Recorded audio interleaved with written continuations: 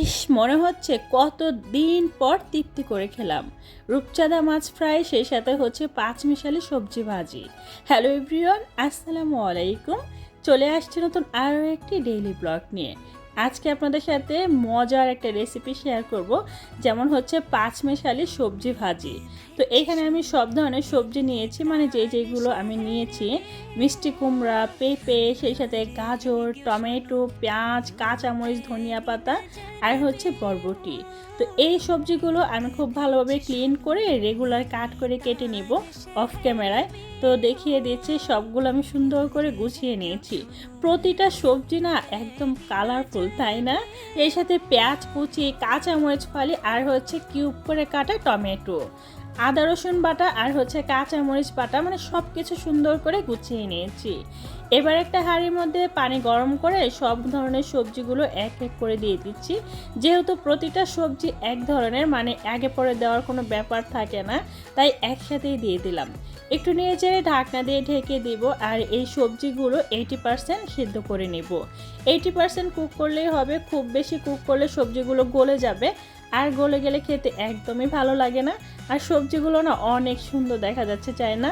প্রতিটা সবজি একদম কালারফুল। একটা হাঁড়ির মধ্যে তেল দিয়ে দিচ্ছি, তারপরে পেঁয়াজ কুচি দিয়ে দিলাম। এবার একটু নেড়ে চেড়ে নিচ্ছি।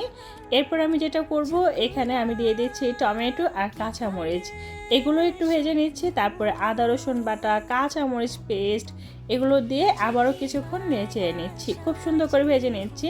আদা রসুনের স্মেলটা যেন দূর হয়ে যায়। তারপরে হলুদের গুঁড়ো, ধনিয়া গুঁড়ো, লাল মরিচের গুঁড়ো, তারপরে স্বাদ মতো নুন আর অল্প একটু পানি দিয়ে মশলাটা খুব ভালোভাবে কষিয়ে নিচ্ছি। আর এটা খুব ভালোভাবে কষানো হয়ে গেলে দিয়ে দিচ্ছি সবজি। আগে থেকে কুক করে পানিটা ঝরিয়ে নিয়েছি। এবার এটা খুব ভালোভাবে কষিয়ে নিচ্ছি। কত সুন্দর দেখা যাচ্ছে না? প্রতিটা সবজি মনে হচ্ছে কি ভীষণ কালারফুল। এবার একটু পানি দিয়ে দিব, যাতে করে কোনো প্রকার মশলার কোনো স্মেল না থাকে।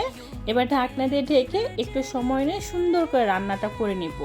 তারপরে একটু চুলা আঁচটা মিডিয়ামে রেখে রেখে এই রান্নাটা করে নিব। এতে করে সবজিটা একটু ভাঙবেও না, আবার অনেক বেশি স্ট্রংও থাকবে না।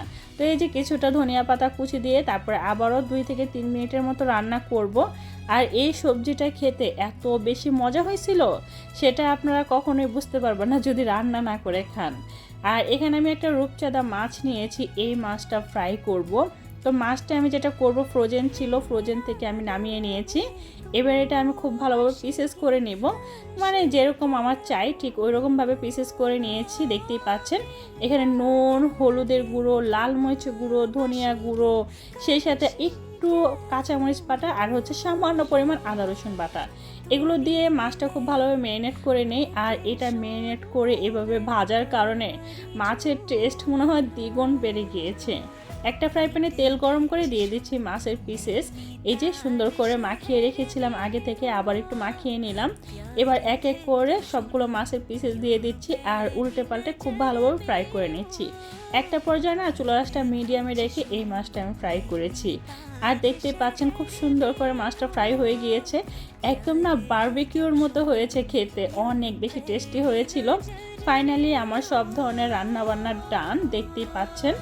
এবার আমি যেটা করছি, একটু শসা, তারপরে হচ্ছে লেবু, এগুলো কেটে নিয়েছি, সাথে 2টা কাঁচামরিচ নিয়েছি।